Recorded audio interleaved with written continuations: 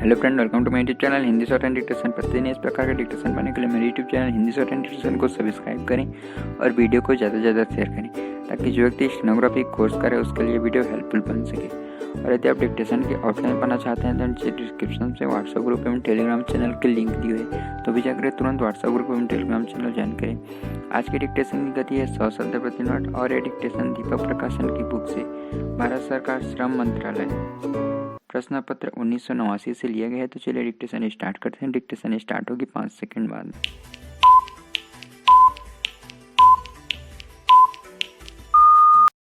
उपसभापति जी, मैं निवेदन करना चाहता हूं कि विकास के लिए हम जिस मात्रा में पूंजी लगा रहे हैं उस मात्रा में हमारे देश में उत्पादन में वृद्धि नहीं हो रही है। लोगों की क्रय की शक्ति बढ़ रही है, लेकिन उसके अनुसार बाजार में माल नहीं आ रहा है। मैं यह भी कहना चाहता हूं कि इतना कहना ही पर्याय नहीं होगा कि मूल्यों को कम करने के लिए उत्पादन बढ़ाना आवश्यक है। यह ऐसी चीज है जिसमें किसी का मतभेद नहीं हो सकता है।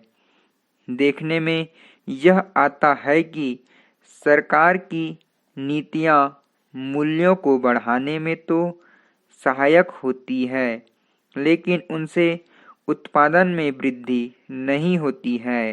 मैं चाहता हूं कि इस बात पर गंभीरता से विचार किया जाए कि माल को इधर उधर ले जाने में जो किराया देना पड़ता है उसके कारण मूल्यों में वृद्धि होती है। मुझे आश्चर्य है कि वित्त मंत्री ने अपने भाषण में यह तो कहा है कि मूल्य वृद्धि से उन्हें चिंता हो रही है, किंतु मूल्य वृद्धि को रोकने के लिए कौन से कदम उठाए जा रहे हैं, इस संबंध में वित्त मंत्री अपने आप में भी स्पष्ट नहीं हैं। मैं उनके इस कथन से सहमत नहीं हूं कि थोक मूल्यों में करीब 8% की वृद्धि हुई है। साधारण लोगों का जीवन बाजार भाव से चलता है। मुझे आश्चर्य है कि उन्होंने अपने भाषण में एक वाक्य ऐसा कहा है कि जिसका प्रयोग दूसरी जगह भी किया जा सकता था। पैरा, अपने बजट में वित्त मंत्री ने विदेशी पूंजी को अधिक मात्रा में निमंत्रण देने की बात कही है।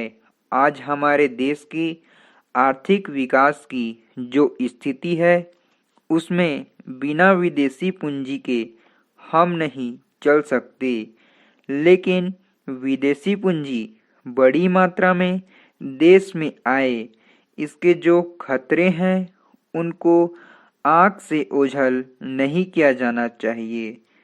यह बात अभी तक स्पष्ट नहीं हुई है कि हम जो विदेशी पूंजी देश में लाना चाहते हैं वह किन शर्तों पर लाना चाहते हैं।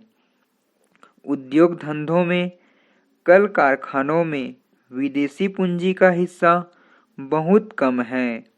यह बात वित्त मंत्री ने कही है। ध्यान देने की बात यह है कि विदेशी पूंजी पर हमारे देश में जो मुनाफा हो रहा है वह अन्य देश की तुलना में काफ़ी है, और यदि विदेशी पूंजी मुनाफे के लिए देश में आना चाहती है तो उसे अभी काफ़ी सुविधाएं दी जा रही है। मैं आपके माध्यम से सरकार का ध्यान इस बात की ओर भी दिलाना चाहता हूँ कि हमारे देश में धन कुछ ही हाथों में इकट्ठा होता जा रहा है। यह ठीक नहीं है।